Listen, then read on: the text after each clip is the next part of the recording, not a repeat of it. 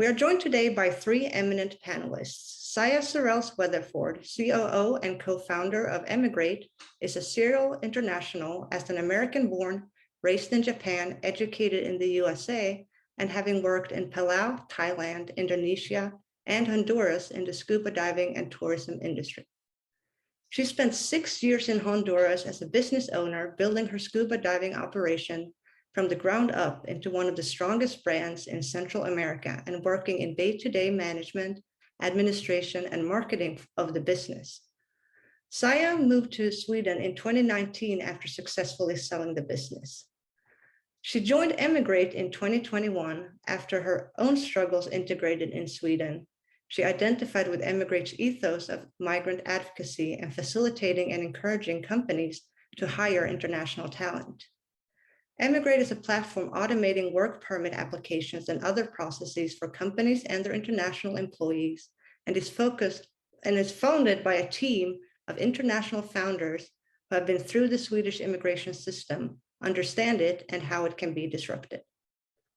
Amanda Ersog, founder of Intertalents in Sweden, is an American living in Sweden since 2017. She moved to Sweden to attend Jönköping University as an exchange student and now works as an international marketing professional and personal branding consultant. Her experiences of navigating the Swedish job market motivated her to crack the Swedish code and find the secret to career success. Together with two other co-founders, Krasimir Momchilov and Aurore Marchand, she founded Intertalents in Sweden with a mission to give back to the international community by offering educational material, online courses, ebooks, and downloadable templates. The company is founded by all internationals who have themselves taken the journey to adapt successfully to the Swedish culture and now wish to extend a guiding light to others on a similar path. Finally, Marie-Louise Marilou Wadenberg is associate professor in psychopharmacology with experience from the States and Canada. After working on several different research projects in North America, Marilou returned to Sweden and continued her research at Karolinska Institutet and the University of Kalmar, now Linnaeus University. The main focus of her research has been on exploring different pharmacological strategies to improve antipsychotic drug treatment in schizophrenia, both therapeutically and regarding side effect liability. Marilou is also a member of Strömstad Academy, which offers active researchers of retirement age and academic residence, which makes it possible to continue to conduct research after the age of 68. Strömstad Academy's members, both younger and older and from a range of different countries, create a solid knowledge bank of scientific competence and proven experience. In a recent anthology titled Research Careers, published by Strömstad Academy, Marilou shared her best tips with researchers at the start of their academic career. Thank you, Saya, Amanda, and Marilou for joining us today and for sharing your expertise. I will share links in the chat to STARS Network, EURAXESS North America, Emigrate, Intertalents in Sweden, and Strömstad Academy if any of our attendees want to learn more and connect further with these organizations. And with that, I'm going to hand it over to Saya, who will start with our first presentation. Okay, let me just put it up and share. Thank you so much for the introduction. So what I'm just checking, can everybody hear me okay? Yes, it's perfect. Thank you. So basically what I'm going to be covering today is kind of a bit of the legal aspects, and we're going to kind of do a very brief overview because it's a bit of a shorter presentation. But Sophia did a bit of an introduction, but just kind of go through what I'm going to go through very quickly. So kind of the type of permits that I think would be applicable to this group, some changes in legislation that may have an impact, how to get started in Sweden from an administrative and cultural aspect, and then our organization Emigrate as a resource. So a bit about me really quickly, like Sophia said, so I was born in Tokyo, Japan. I went to university in the States. And then after that, I moved around working in the tourism industry. I moved to Sweden in 2019 as a dependent for my Swedish husband.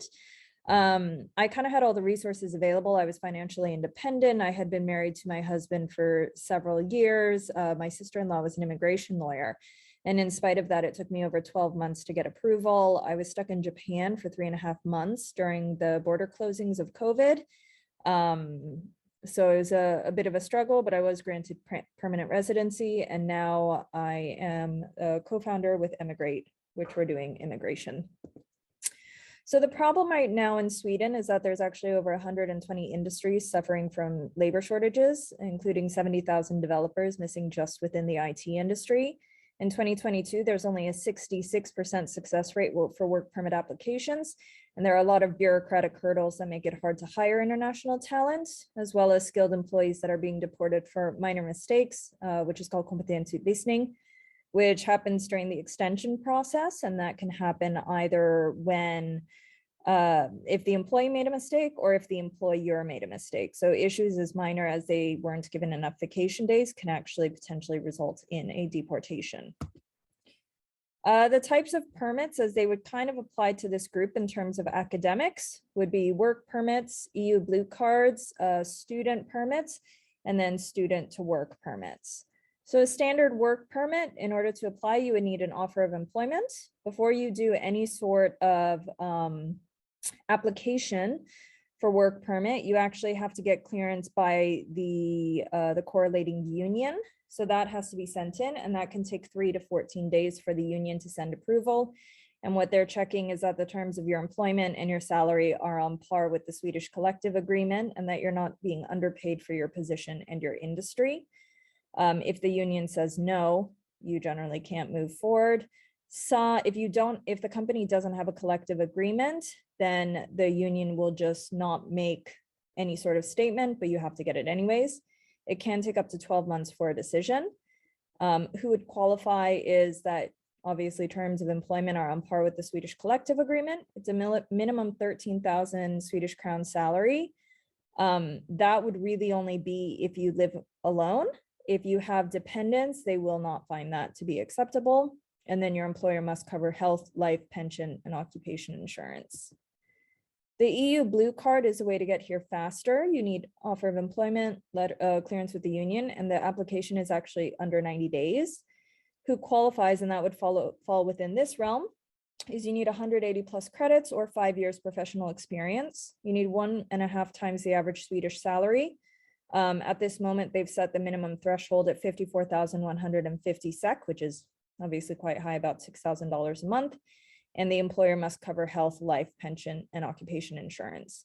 One thing we've noted here is that this threshold can change at any time, and new directives are going to be implemented soon, making the requirements actually easier. So they are considering lowering this threshold because it's such a high amount. And there's a few other requirements that were a bit more stringent that they'll be putting into place that will make it easier, especially for recent graduates, to get the EU blue card. The student permit, if you want to come to Sweden to study, this can be for the bachelor's, master's, or doctoral students. And the doctoral visas are for up to 4 years at a time, but the EU blue card and the work permits are 2 years. In order to qualify for this, you need to be admitted to full-time studies. You have to be able to support yourself for the duration of these studies, and you have to have or applied for comprehensive health insurance policy as well. So if you don't show that, then you won't be granted the student permit. And then finally, you can go from student to work. Very similar situation to a standard work permit. You can stay in Sweden during this application to make an extension from student to work permit, as long as your current permit is still valid. So we always recommend don't send in your application at the last minute. You should give yourself at least 1 month of a buffer, but it can take longer for extensions as well.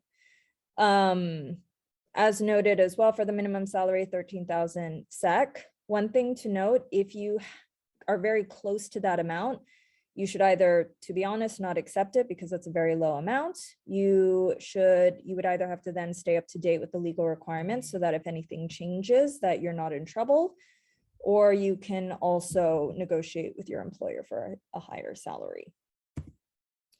There are a few changes in legislation that would benefit this group. One that's coming up is they are introducing a new 9-month permit. which will be introduced for highly academically qualified persons who want to look for work or start a business in Sweden. Additionally, minor administrative errors by employers will not result in deportations and work permit rejections. Now employers must report changes in employment conditions to Migrationsverket, which before was the responsibility of the employee, but also maintenance requirements will be introduced for accompanying family members of work permit applications as well. So some of those are beneficial, include especially the first one. Some of them will just make things slightly more complicated, which would be the fourth one. So that's the new permit is for qualified persons who want to look for work or start their own business, and it's up to 9 months, but you can obviously stay for just 2 if you want. Right now, the law says a degree at an advanced level, which at this moment they say, or it's assumed that it's a bachelor's degree or higher, but that part of the law actually hasn't been written yet, so more details will come out soon. They may say that it has to be master's or higher instead. You need to have finances to stay and to pay for a ticket home and have comprehensive health coverage for the duration of your stay. So those are kind of the main options, as well as if you're Swedish and you're moving to Sweden with your partner, then they can do the dependent visa as well. In terms of how to get started, the national identification number is kind of the most important thing you can have. In Swedish, it's the personnummer or the personal identity number. And you have to register for that if you're staying in Sweden for over 12 months. Most work permits, the standard work permit is a 2-year work permit. So you would qualify for that. You need to register with the tax service, which is Skatteverket, and you will use this number for everything, to get a bank account, to get memberships, everything that you do in Sweden is just involves the personal number. So it's kind of the most important number you can have. If you're going to be in Sweden for less than 1 year, you cannot get a personal number. You would have to get a coordination number. But in this case, the employer has to apply on your behalf versus the personal number you do yourself. So if your employer doesn't apply for you, then there's not much you can do. But without a personal number or without a coordination number, you can't get an ID card. And without a Swedish ID card, you can't open a bank account. So it does make things significantly more complicated. And then emergency healthcare, once you have a personal number, you will be in the Swedish health system, but Migrationsverket, the Swedish migration agency, normally requires proof of at least 3 months of health insurance before you get here, just to take that time to get the personal number, which can go from 4 days to 18 weeks that it can take you to get. Culturally, obviously, it can be quite isolating moving to a new place. So recommendations based on my own personal experience have been joining different international groups, whether they're official, like Move to Gothenburg, which puts together different events, or unofficial Facebook groups, for example, or LinkedIn groups. There's one called American Women in Gothenburg, which is a good connector. You can also do private language schools, especially if you come here before your residency has gone through. You're not likely to do the SFI, which is the public language school, but private language schools, I did meet people through there. There's also different volunteering opportunities, and hobby clubs are a big one. So if you like singing, or you like tennis, or you like any of those sort of things, finding a hobby club can be quite helpful. But from just personal experience, be prepared for it to feel a little bit isolating for a period of time. Things to consider as well, not on just in terms of administrative, but things to consider would be healthcare. In Sweden, you are covered with public healthcare once you're registered in the system, but you can actually get kind of private healthcare on top of that. So that's one thing that I did. I think it cost me, $100 a year, but it just means that I don't have to wait as long if I need surgery for non-emergency situations, and that I can get to certain doctors' offices faster. Housing is a big problem, especially in Stockholm, but Gothenburg as well. So that is you will probably have to do second-hand rental or maybe purchase, but that is one thing to start really looking into and taking care of ahead of time. Daycare, it costs maximum 1,000 Swedish crowns per month, or I think that's about $120. So it's not terribly expensive, but there are a lot of daycare options, and that's good to know. School, and then finally family life. So 2 important things is how will your partner settle in and how will your kids settle in. All the studies have kind of shown that the partners have the hardest time settling in because they don't necessarily have school or work to create a community with. So right now, the average person stays in Sweden. If they come on a work permit, they actually stay for 22 months. So they don't even stay long enough to fulfill one full work permit. And a lot of that comes down to if the partner is not enjoying themselves or feeling like they're part of the community, then that can increase the sense of isolation as well. So our company, who we are, as we talked about the issues that were happening. So what we do is we're an all-in-one platform assisting companies with work permit applications and other processes for their international employees. So basically, when a company finds a potential international employee, Emigrate takes care of the application paperwork so they can focus on their new employee and their business. And we can achieve an increase in application success rate, decrease in administrative time spent, and decrease in current market costs as well. Right now, we just do work permits, but we have actually helped private individuals and dependents and stuff. So a bit of a show of what our product looks like. That's what our platform looks like. And right now we have automated data collection, automated requirements, and accurate timeline predictions. And what we can offer then for the registered participants of this event is that if you move to Sweden, or either for a work permit or student permit or as a dependent, then we can offer a 10% discount for registered participants of this event off of our pricing as well. And that's about it. Thank you so much. Thank you so much, Saya, for sharing those options with our members. That is a great overview for anyone who is coming from another country and who wants to live in Sweden. I will now hand it over to Amanda, who will share more information about the Swedish labor market and its culture. Great, just give me a second to pull up my presentation. All right, everyone can see the screen okay? Yes, it's perfect. Thank you so much. Great. Yes, well, thank you for asking me to speak on this topic today. So my name is Amanda Herzog. I am the founder of Intertalents in Sweden. And today I will be presenting on how to more easily integrate into the Swedish workforce. So I'm just going to start with a little bit about my background and my story. I moved to Sweden from Orlando, Florida in 2017 as an exchange student at Jönköping University to study communication and marketing. And after I finished my studies, I thought, oh, in the US, it takes me 2 or 3 months to find a job. I'll find something quickly. It took me 13 months, over 800 applications, an average of about 1 to 3 interviews a month to finally get a job in my field. During this time, I was really frustrated and confused because I thought I was a highly skilled professional. I can interview quite well. Why couldn't I find a job?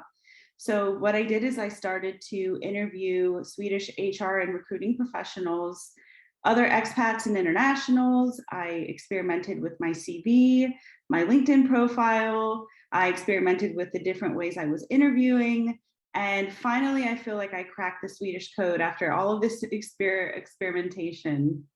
So fast forward, I finally found my job here in marketing. And I realized that this is something that a lot of internationals struggle with who move to Sweden and don't understand the culture here.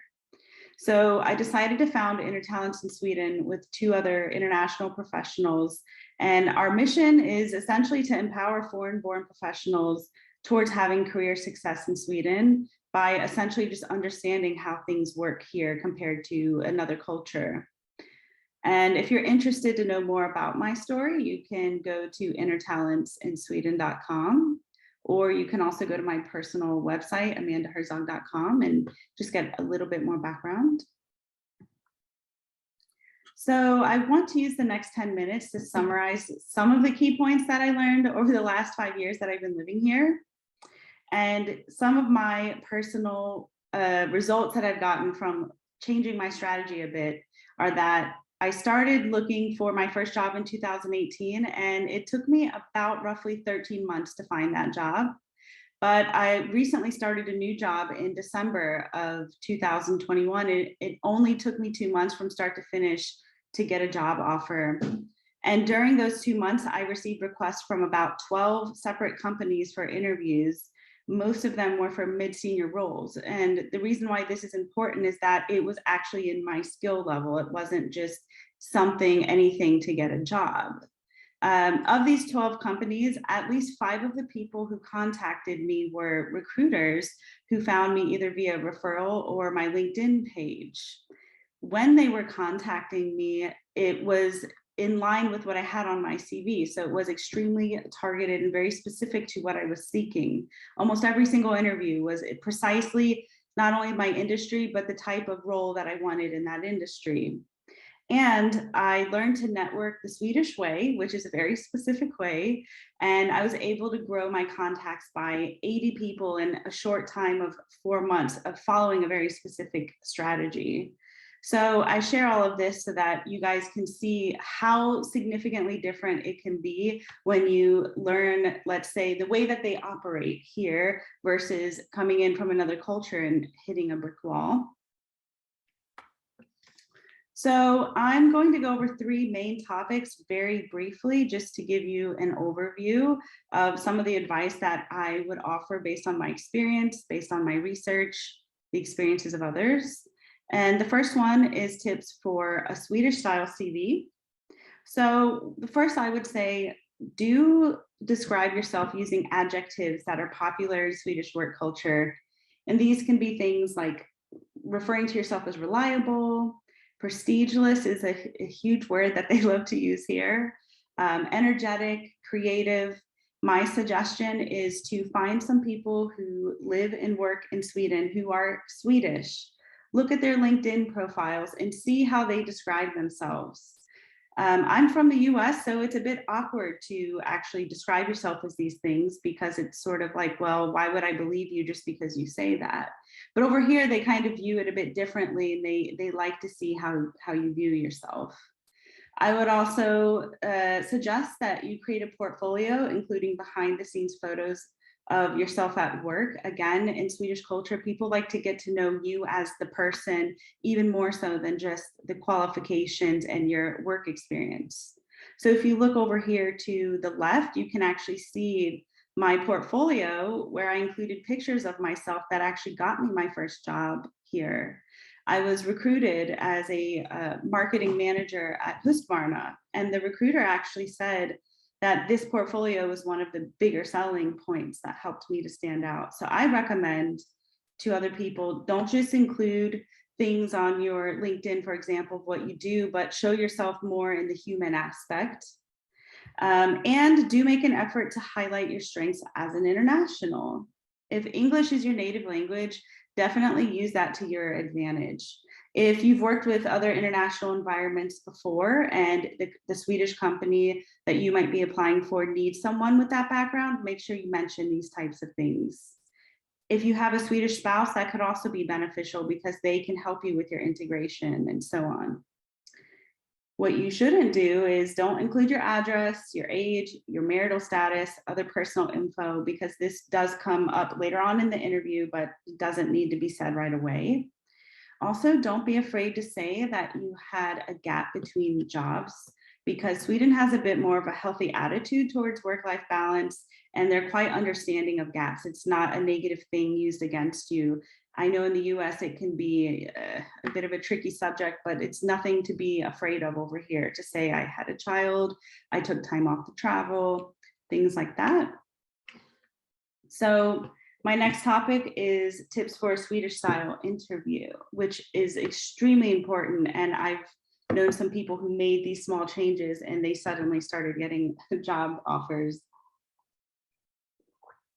So in a Swedish style interview, you do want to focus on building that personal connection before talking about what you can bring to the job. Think of it sort of like if you were going on a date with someone. If you're on your first date and they're just throwing out things trying to impress you, it kind of raises a bit of an alarm that they're trying too hard. In the US, you might go to a job and say, oh, I did this, I did that for the company, I did this impressive thing. Over here in Sweden, they really like to start first by creating that personal connection, and then they will invite you to share about your professional background when the time is right. You also really want to focus a lot on talking about your personal life, which for me as an American felt odd at first, but it's definitely a strength here. It's okay to talk about your family. It's okay to say, oh, I have several children, I have a dog, I have hobbies outside of work. I like to go to dance classes or kayak. They also love to ask, what motivates you in the workplace? I'm like 90% sure it'll show up on every interview in Sweden you go to. So I would have that question ready to answer. And you do want to talk about what skills you can bring to the job in a humble way. Again, only after the interview asks you directly to share this. What you don't want to do is try to impress them with your accomplishments. So instead, focus on acknowledging your accomplishments. And here's an example. You don't want to say, I managed a team that produced 2 million in profit. You would maybe present it in a softer, more balanced way, such as I had the role of manager, and together we reached our goal of producing 2 million in profit. So that's like the slightly more humble Swedish way. Also, don't try to sell yourself too much. Like, again, as I mentioned, in the US, you might need to do that. In Sweden, it's a huge red flag and it'll push people away. And then my tips for networking in Sweden. You do want to focus the most on gaining referrals. So Sweden in particular values referrals, sometimes even more than those who are the most qualified for the job. There are several reasons behind this, but the short version is they really value trust here, and they feel that a referral makes someone extremely trustworthy. You do want to learn the cultural etiquette here. So you want to understand the rules of the game because it can highly accelerate your experience here. I know some people where they were struggling for years, and as soon as they learned, let's say, how to interview with starting with that personal connection instead of your qualifications right away, just by changing it that one time, they start getting job offers or invited to the next interview. Don't expect to socialize with the same results in Sweden that you would get in America, or maybe a culture that's very different from here. There are different rules here in Sweden, and it's highly likely that you'll hit a brick wall if you don't learn how to adjust to them. And don't be too assertive, pushy, or demanding of Swedes. They prefer space before making decisions or commitments to social activities and friendships. So if someone in Sweden feels that you're a bit too pushy or assertive for their preference, they will avoid you in the future. So what I've learned to do is go softly in steps and kind of feel them out and see, okay, is this too much for them? Maybe instead of asking them directly, would you like to go coffee? I might say something like, oh, I'm actually like to meet new friends here and see if I can find people to go to coffee with, and let them decide if they want to offer or not. That's an example. So I want to share some resources with you. So you can learn the rules of the game with our new course that we have just launched at Intertalents in Sweden called Professional Networking in Sweden. And our students in our beta testing have seen some of the following results after taking this course. So one of our students has been living in Sweden for about 7 years, and she has not received one job offer in all of these 7 years. And after taking the course, she received her first job offer within 2 months of completing the course in accounting. We also had an American who's been living in Sweden for 2 years without any job offers, same situation. And she suddenly got 2 interviews within 1 month of completing this course. And because she understood how to go through the interview process the correct way, she ended up getting a position offered to her at a pretty large international company here in the IT industry. We even had a student who took the course who's actually never been to Sweden, but she'd like to move here. And she tested out some of our messaging templates, and she saw that she went from maybe, if even a 10% response rate, to a 90% response rate. And some of them actually resulted in meetings with 2 Swedish recruiters in the marketing profession. So you can see this works across a broad range of professions, but they're very similar strategies that can be applied. You can see to the left here some of the testimonials that we've received. And so today I'm offering two special offers for the group that's here today. The first one is 100 crown off, which is about $10 from the original price, which is 399 SEK, which equals about $40. So I would suggest, if you're interested in this, take a screenshot of the code here. It's not anywhere else on the internet right now. If you're curious to learn a little bit more about the things that I've presented here, or you just want to have a sneak peek of what's in the course, you can send me an email or email us at Intertalents to get a free 3-page PDF where we include some of these cultural rules that you should learn before you come back here or try to integrate. You can also scan the QR code and it'll take you directly to our course page where you can get a more full overview. But if anyone has any questions, you're very welcome to message me, connect with me on LinkedIn, and I hope this has been helpful for everybody. Thank you so much, Amanda. That was a super helpful overview, both for internationals and also for people who have been in the United States for a long time and maybe looking to return to Sweden. Last for our presentations today, before we move into the Q&A, we have Marie-Louise, who have been a researcher in the United States and returned to Sweden as a researcher, and she's going to share some tips from her personal journey. Thank you so much, Sophia. I don't know, are you going to change the... Yeah, we see you and hear you. So. Okay, yeah, because I don't have any slides. And thank you so much for inviting me to this meeting. Actually, I would like to begin by saying that those descriptions that Saya and Amanda were giving, those are really spot on. They are exactly, you know, the things that I experienced too.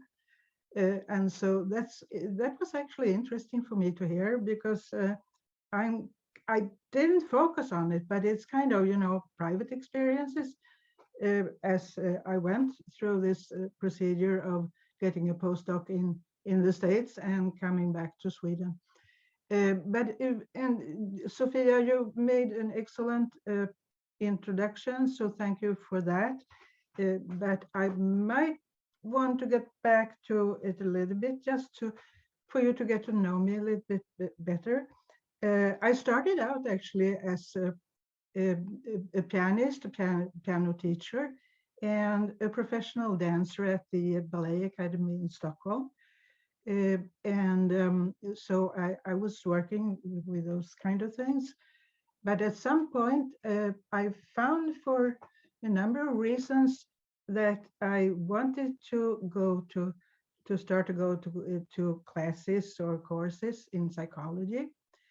So I went to the Institution of Psychology in Stockholm University, to take classes and courses. But pretty soon I found out that you know, the analyzing procedures and the theory, focus on theory that they usually have in psychology, was not exactly the kind of thing that fit into my personality profile, so to speak. But they did have a department of biological psychology that I thought maybe a little bit more hands-on, you know, work, and you know, I'm kind of a doer, so I want to act on things. And that's where I found my then to be supervisor. He actually had a position at the then Astra, it's now AstraZeneca, the drug company in Södertälje, Sweden. And so first I did a science project with him. So I actually ended up coming from psychology into drug discovery.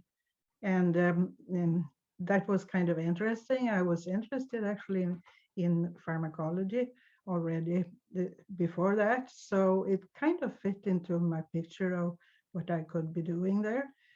So then when I joined the PhD program, I just, you know, we continued doing the stuff that I had started doing in my science project. And that's how I ended up getting my PhD after the dissertation. And you know, I was actually, one of the reasons I went into the PhD program was that I wanted to increase my salary, you know, get a better position and increase my salary. So after my dissertation, I found in Sweden that it was really hard to get a job. And I was actually, as a Swede, I was actually surprised. But there was kind of a recession at this time. It was, you know, in the early 90s, so it's quite long ago. But it was a little bit similar to now. It's just that now the people, you know, there's a lack of employees, and at that time, I think there was a lack of positions more. So I started looking around for getting a postdoc in the States.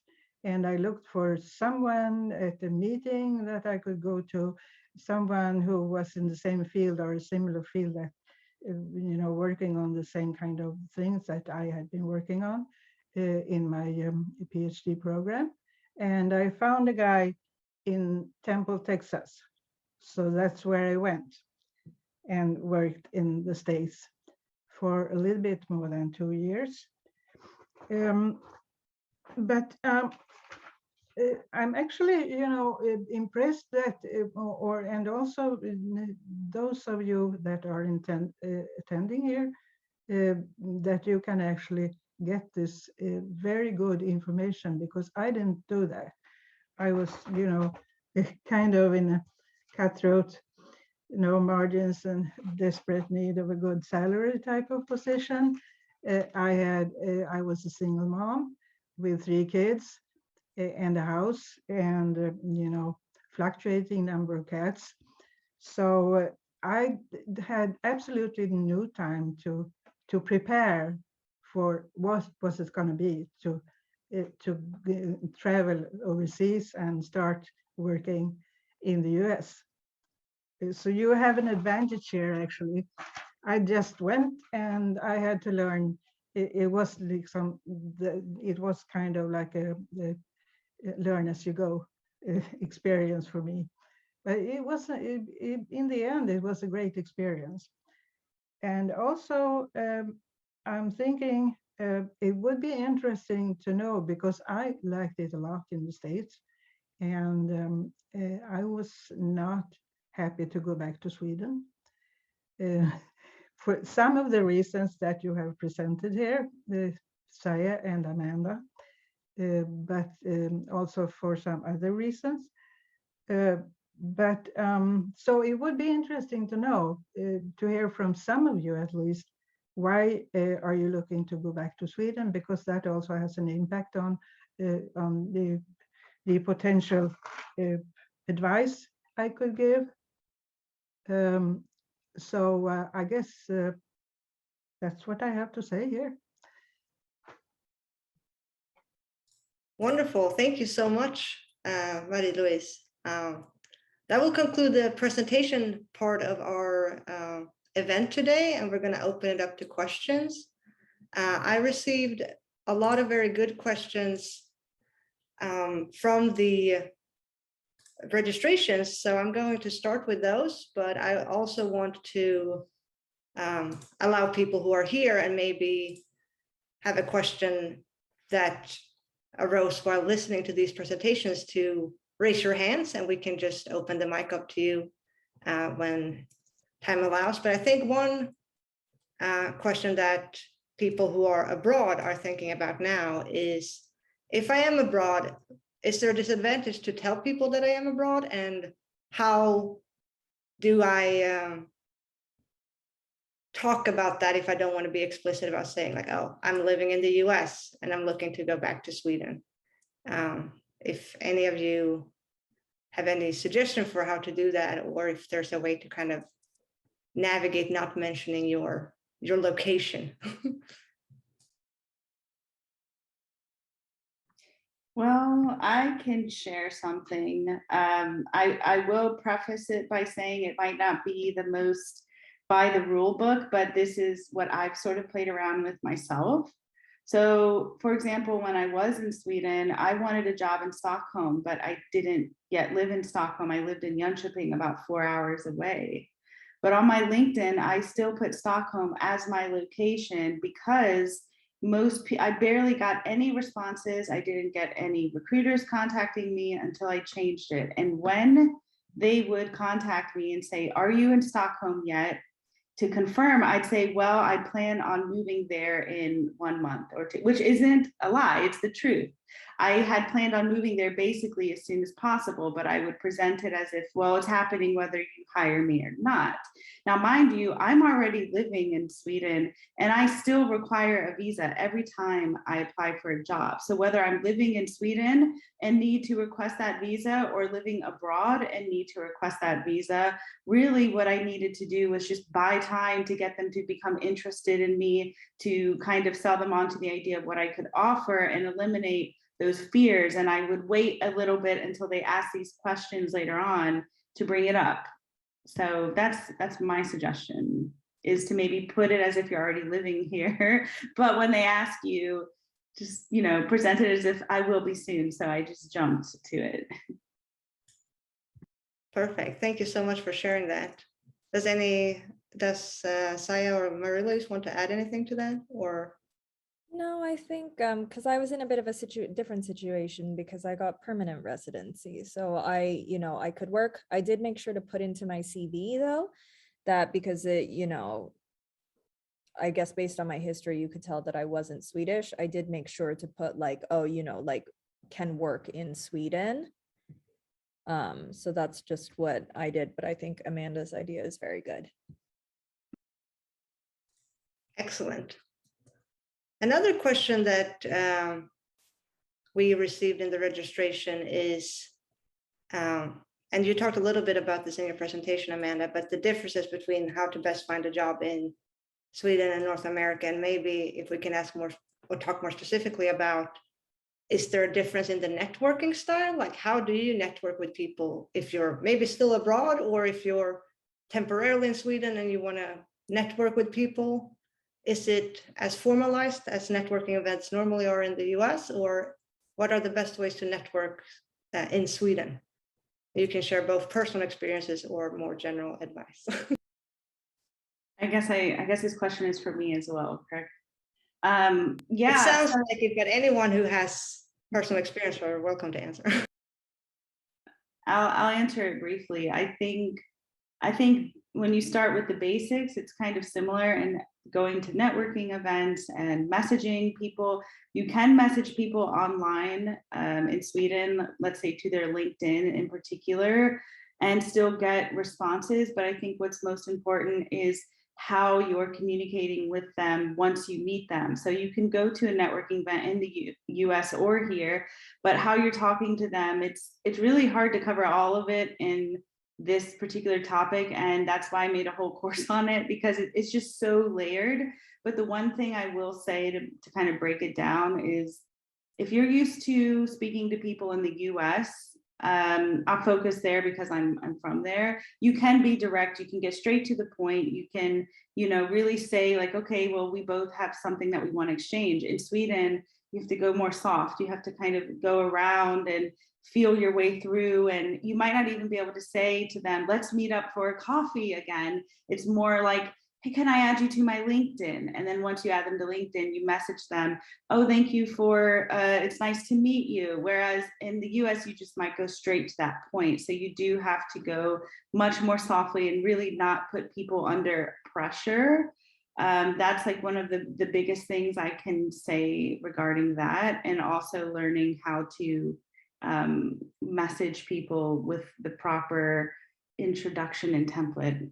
That's the short answer I have. Just to add to can I just, okay, sorry. Oh, no, go ahead. No, I just wanted to say I totally agree with you, Amanda, on that. And the way you express it so well, the way Swedes act. Unfortunately, once you hook up on LinkedIn or wherever, sometimes you won't hear from them anyway, you know. They are just really, not really shy, but they kind of intimidated, I think, when someone is you know, right on with things. And just like you said, Amanda, you have to go in circles, and you may not be successful, although you know that, you know, you have to try and try again. And it's just, it's a big problem, actually. And it's a problem for Swedes too. And I kind of, you know, learned how to be straightforward with things, you know, and upfront with the way I'm thinking about things. When I got back to Sweden, I had to, again, you know, try to get the feeling and remind myself that this is how Swedes act. And my personality profile fits a whole lot better in the States, because I'm a straightforward person. And I think also Swedes think that if you're straightforward, you can't be straightforward without being rude. But you can. I mean, they have a lot to learn from Americans that way. That you can be straightforward, you can be upfront with things, but you can still be respectful. And that's something that Swedes really need to work on. Awesome. Had you something more you wanted to add to that, Saya, before we move on to the next question? Yeah, I was just going to say also, I think when it comes to even like making friends in Sweden as well, I approach, like, if I meet an American versus if I meet a Swede, I kind of approach them in different ways. So if I meet an American right away, I'm like, oh, let's go grab dinner. But for a Swede, you kind of wait, you know, 3 to 4 times, and then you're like, oh, maybe. But one thing as well, actually, that, so I took the Intertalents course as a tester, and one thing that I hadn't noticed until I read about it is that the emailing style is quite different for Swedes. They use a lot of exclamation points. It's not weird to put like emojis, and that's totally fine. And I had noticed it, but I had never really noticed it. So that feels a little bit different from the American style of writing emails as well. Like, I'll spot exclamation points in there, but like not to the extent that Swedes will. So like, feel free to use a lot of exclamation points for everything. Thank you. That's great. So we have a question from Helen. If you want to unmute yourself and ask. Thank you. The question kind of jumps off from the first question, and I am a Swede in America, and I'm looking to go back to Sweden. So I recognize myself in a lot of what you guys describe as the Swedish stereotype, and being like reserved and hard to get to. But I'm wondering how much you have seen of the international influence on Sweden. Like how many, here I live in an international bubble. I know Americans, but I also know a lot of internationals because I am an international. So you also mentioned that you found it easier to connect to internationals in Sweden. Are there a lot of those groups, and how much has that international influenced Swedes breaking the stereotype? I will say, actually, one thing, obviously I'm American, but culturally I am very Japanese. So in that sense, the Japanese and Swedes are a bit more, I guess, similar in that slight skittishness. Honestly, the main reason that I've gotten so aggressive with friendship making is because it can be quite isolating to move to a new place. So you just kind of start pushing your own boundaries. I'm not, to be honest, I'm not really that actively involved in the international community. I have heard from people, though, that if you say as a Swede that you lived in the States or you are American, I have heard that it works in your favor because they're quite knowledgeable about the States because of Hollywood and that sort of influence on them. So I've gotten feedback from some people that, for example, if I introduce myself to people from now on, I really should say that, oh, I'm from the States or I'm American, not so much I'm from Japan, because they feel they can connect with me more if I say American because they know more about America. I wouldn't know how much. I think there has been some influence because of Hollywood and those sort of influences have adjusted to at least the younger generation in Sweden. But Amanda might know a bit more on that one. Yeah, so the question here is what kind of influence internationals are having on the typical Swedish behaviors, correct? Yeah, I think something that I've noticed in the 5 years that I've been here is they're starting to become more open-minded to hiring people from other countries, or at least being open-minded about the fact that, okay, even if they don't do something the same way that we do, they have a different perspective that could be useful in business. So for example, the company that I work for now, I'm a marketing manager there. And it's a Swedish company. About 80% of the employees there are Swedish, but they are starting to move outside of Sweden. They were doing most of their business in Sweden, and now they want to work worldwide. So what they did is they hired an Indian salesperson, and they have her work with the customers in India, because it's such a huge cultural difference, but she understands how business works there and everything. So I've seen in the 5 years that companies have started to be more open-minded to seeing, not only hiring internationals, but seeing some of the attributes that we can bring, and to see our differences not just as only uncomfortable, but it could be useful, it can be interesting. I think especially the younger generation are starting to feel like it's fun, it's like mentally stimulating to have this contrast. So slowly the tide is turning in a more positive way in my experience overall in the 5 years I've been here, I think. Wonderful. We have a couple of questions in the chat and one raised hand. So I'll start with one of the questions from the chat, which is, hi, American looking to do postdoctoral research in Sweden. A question for Saya: is there any timeline on the legislation for the new work permit for advanced degree holders? At the moment, I don't know the timeline yet. It was an announcement that they made that this would be implemented, but they haven't actually really ironed out the legalities of it quite yet. So we're not quite sure, because they just announced it maybe a week or two ago that this would be a new one that they would be implementing. Okay, yeah. So for people who might not be familiar with the Swedish system, normally legislation need to go out and be discussed among practitioners who can provide input on the legislation before it will be voted upon. So that is usually a process that takes a bit, but you never know for how long for any specific law. Niklas, you have your hand up. Yeah, so thanks all of you. I kind of two questions, and I'll ask them both, and then they're kind of directed to everybody, and then anyone can answer whichever question they want. So I'm in a position where I may have an opportunity to move back to Sweden quite soon, and which is great for me. But the question that comes up is spouse, right? So my spouse is American. She's a tenured professor.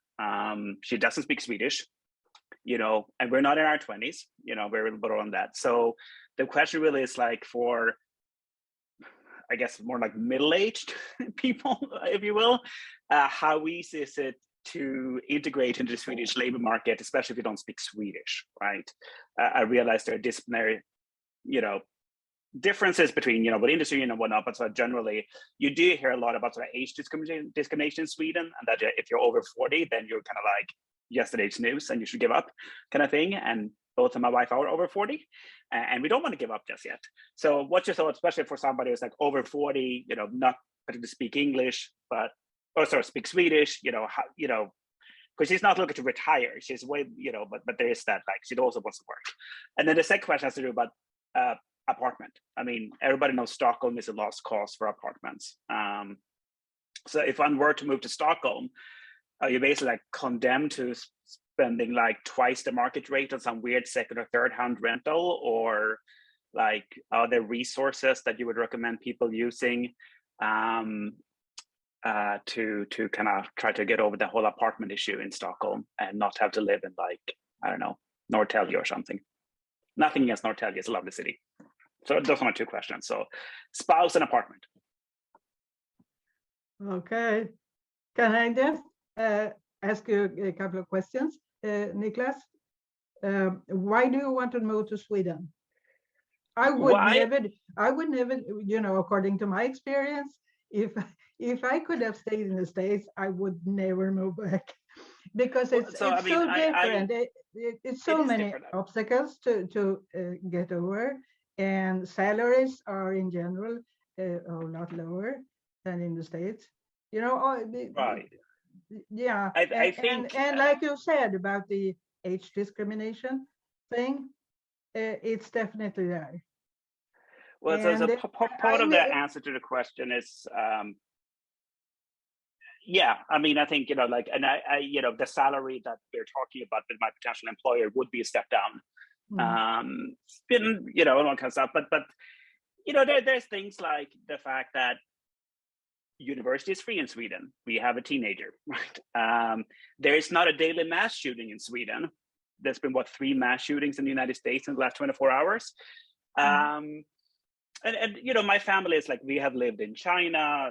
My wife's lived in Mongolia. I mean, very kind of international family. So it's not like she has only been in Maryland once ago to here. But yeah, I mean, we are mindful of this. This is also why I'm asking these questions, because it's not a slam dunk. You know, we're giving something up. You know, our life in the United States is very comfortable. We're relatively happy with our jobs. They're pretty good jobs. We're both academics, and we both are like tenured or tenure track. So like, we're in a good position here. So really be more like, you know, part of it might be the grass is greener on the other side. So it's kind of good to hear that say like, no, don't do it. That's kind of a good corrective to this, because especially sort of like liberal Americans have to think of Sweden as the promised land. And I left Sweden in the 90s. So obviously I realized Sweden is very different today than it is then. But yeah, but that's kind of what, and my non-answer to your question. Yeah, be careful with the age issue, because it's, you know, actually I ended up removing my age, you know, my date of birth from my CV when I got back to Sweden.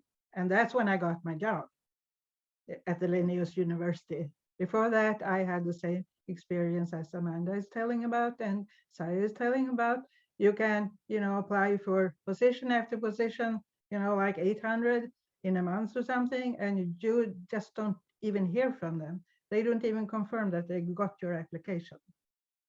So yeah, I would raise some red warning flags, but I would let Amanda and Saya talk about the specifics and regulations, because I'm not that good at that. I actually wouldn't dissuade you from moving to Sweden. I've had a nice time despite the setbacks.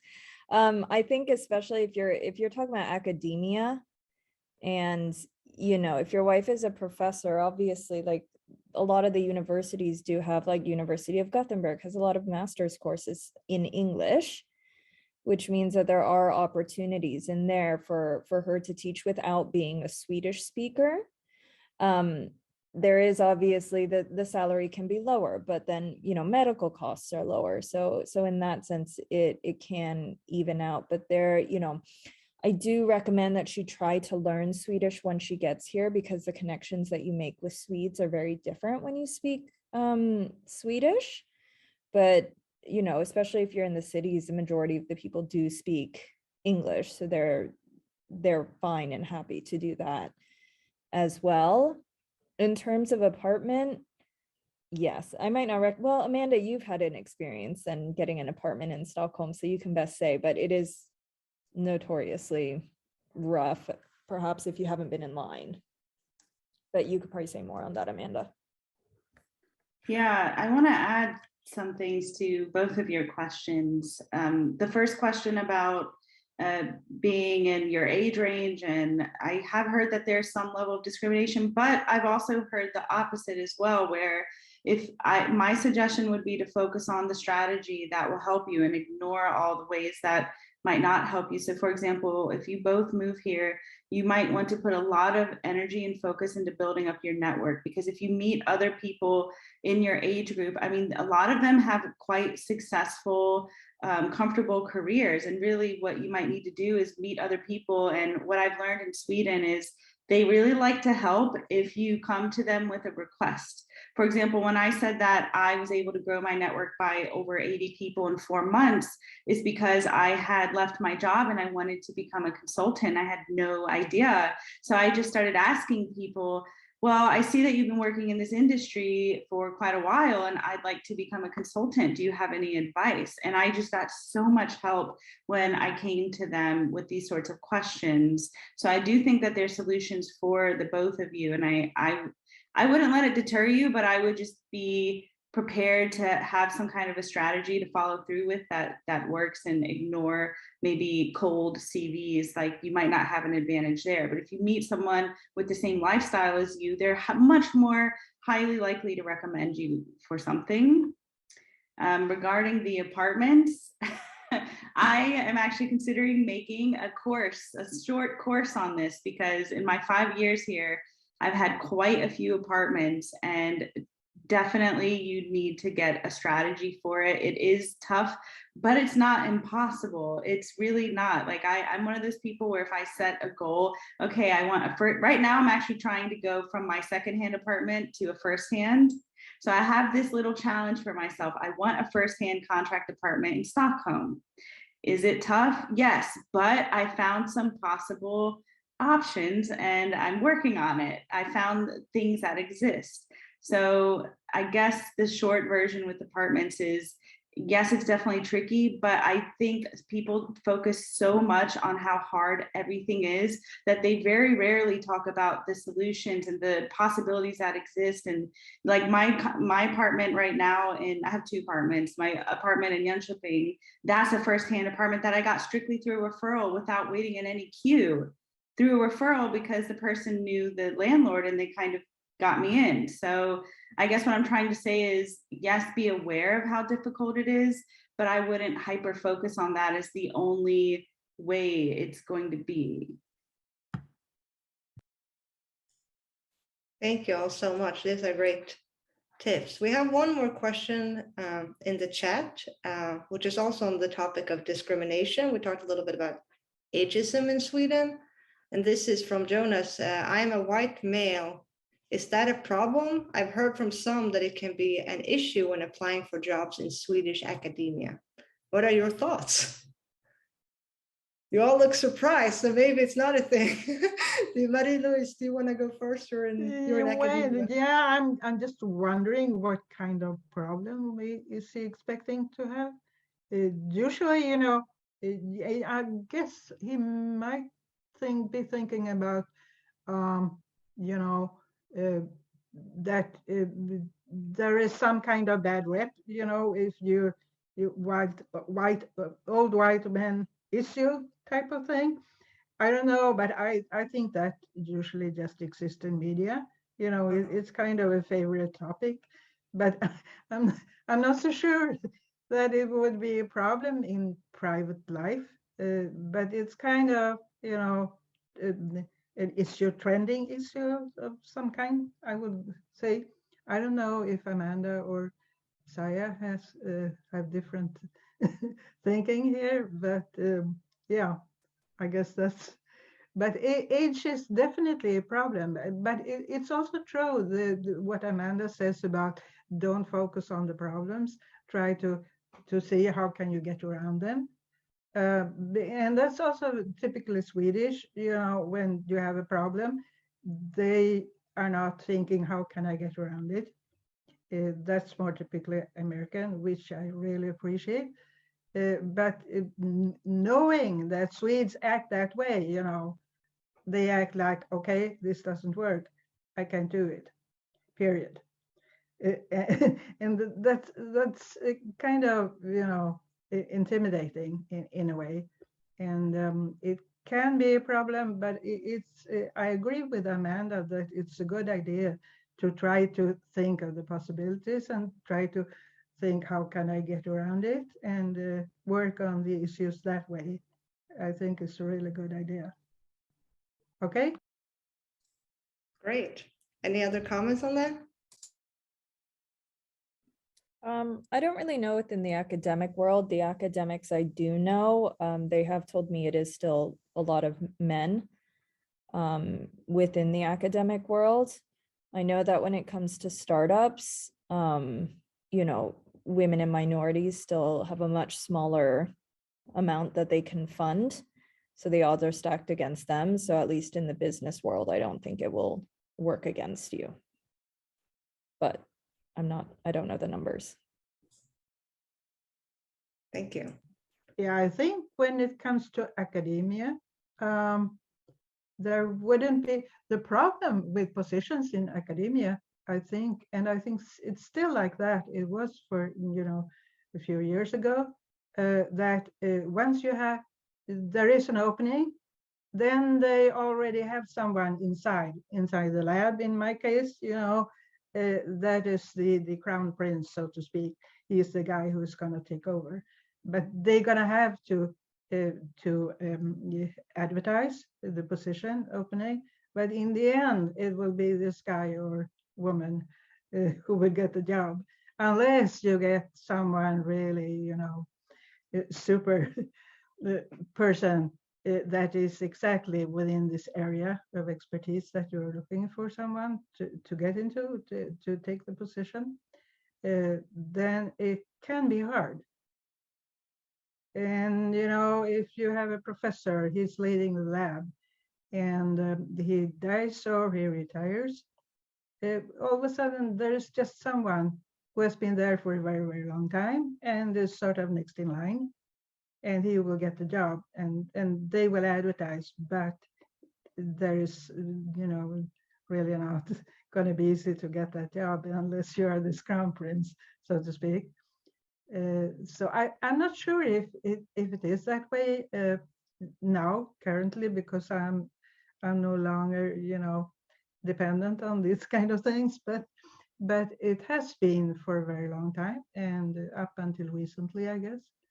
So yeah, it's tricky. But again, I would really like to underscore the Amanda saying here, try to not to look at the bad things and the difficult things, and try to see how can I work around it, how can I find ways to get around the problems. I think that's a very good thing. And also that keep in mind that Swedes are very hard to you know, to really get to know. They're very reserved, and they might be intimidated if you are, you know, if you're a little bit pushy and coming on to them, you know, like too fast, so to speak. So that's an important thing, but it's kind of hard. I mean, but try to look at the positive things and see how we can work around it. I would totally agree with Amanda on that. I think she's, you know, stating things very well in that sense. Wonderful. Unless Saya and Amanda have any last comments you would like to make, I will begin to wrap it up for today. I just want to say thank you for inviting me to be a guest speaker on this topic. I'm very passionate about it because of the struggles I went through and what I see other people go through. So if anyone wants to reach out to me on my LinkedIn or website, my email, you're very welcome to do so. And, you know, I could try to expand on some of these topics to the best of my ability. Thank you. Yeah, we're very grateful to have all three of you with us today to share this, share information about these important topics. Relocating is never easy, but the more information you can gather before you get started, the better, so you can avoid some of these hurdles that we've been talking about today. We will be sharing a recording of this event with all the participants alongside the slides that Amanda and Saya shared. So thank you all very much for being here today, and we will see you all at another event. Thank you so much.